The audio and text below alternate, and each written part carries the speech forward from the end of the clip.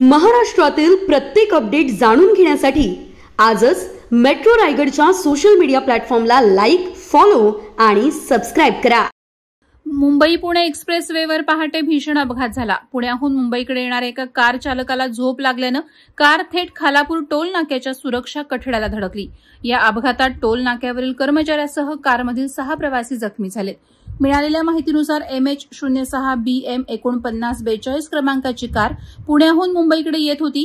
Car Khalapur toll नाक्याजवळ येत असताना चालकाला झोप लागली आणि नियंत्रण सुटलेल्या कारनं समोरील कठड्याला जोरदार धडक दिली। धडकेचा आवाज एवढा मोठा होता की परिसरातील कर्मचारी आणि प्रवासी घाबरले। अपघातात कार चालक, त्याची पत्नी, मुलगा, मुलगी आणि आजी असे 5 जण जखमी झालेत।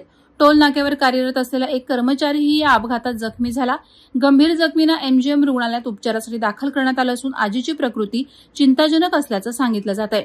घटनेची माहिती मिळताच देवदूत यंत्रणा, IRB, पेट्रोलिंग टीम, महामार्ग वाहतूक पोलीस, महाराष्ट्र सुरक्षा बलाचे जवान तसंच हेल्प फाउंडेशनचे सदस्य तात्काळ घटनास्थळी दाखल झाले।